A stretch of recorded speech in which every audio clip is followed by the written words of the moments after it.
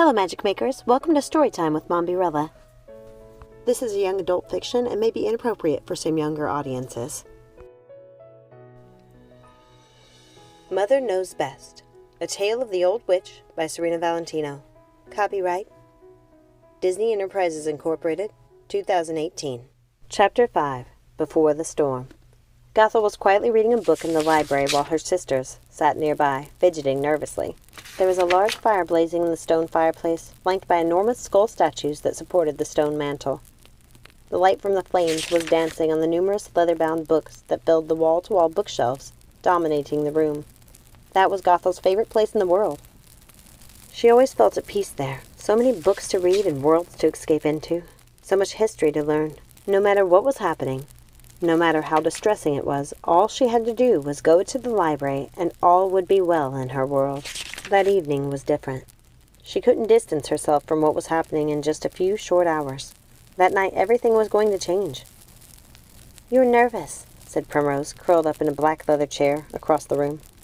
Gothel thought it was interesting that Primrose always chose that chair, the one with the carving of an old tree filled with ravens on the wall behind it. There were many carvings like that around her mansion, but that tree was a little different from all the others. There were blooms, almost too small to see, just little sprouts bursting from the branches. Gothel wondered if her sister had even noticed.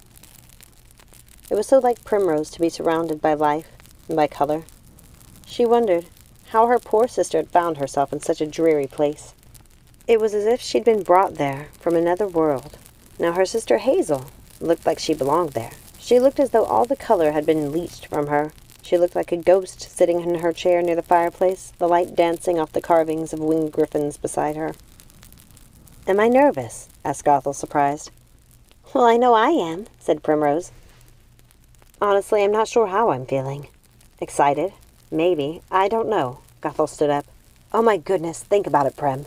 In a few hours, after we take Mother's blood, we're going to be able to hear each other's thoughts. Like all the time."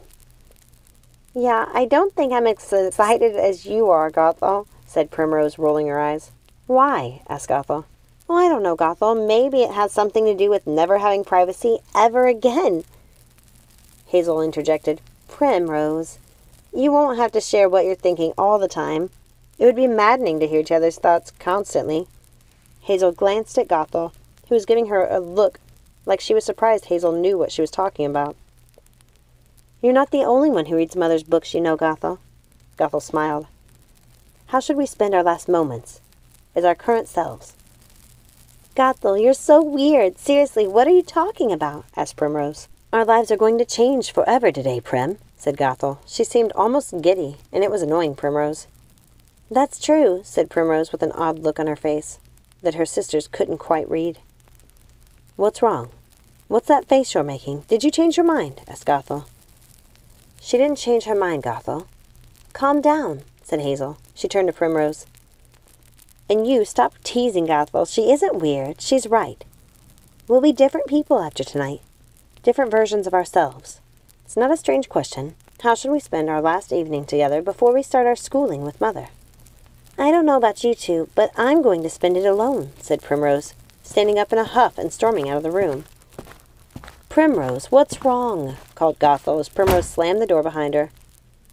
"What just happened? What did I say?" Gothel was confused and hurt. Hazel shook her head. "You didn't say anything. Prim's just being her dramatic self. Her life isn't going the way she planned, and she's sulking." "What do you mean?" Hazel smiled at her sister. "You know Primrose, she just wants to have fun. She'd be content to spend the rest of our days wandering the woods and hanging her hearts in the trees, as long as she has us. And that's all changing. We're going to be spending all of our time with Mother, learning how to take her place. It won't be the three of us together the way she imagined, and that frightens her. I think she almost misses us. Already. But we're here. We're all here, and when we take Mother's blood, we'll be more powerful. All of us. We'll be able to do magic, not just feel each other's emotions. We'll be able to do real magic," said Gothel. "I know, and I'm really excited about it, but I think Primrose agrees to do this only because she knows how important it is to both of us." "Is it really important to you?" "It is, Gothel." I see us many years from now, witches together, learning our craft, studying into the night, practicing our spells, maybe even meeting other witches. But that isn't Primrose's sort of thing. She's afraid of how all this is going to change our relationships. She's afraid of losing us to magic. But she can join us. It isn't her thing, Gothel.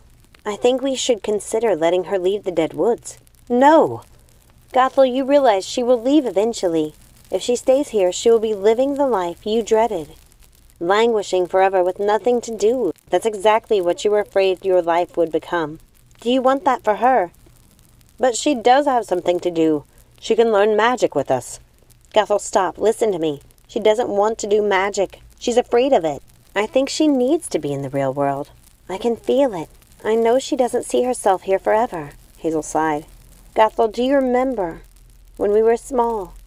How we would all run around the city of the dead, knocking on the crypts? I do, yes. It was our favorite game. We played it all the time. Primrose loved that game.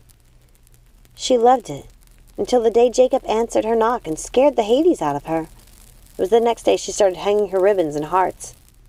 Don't you see? She's trying to make our woods into this beautiful place, because it frightens her. She doesn't belong here. Gothel sighed.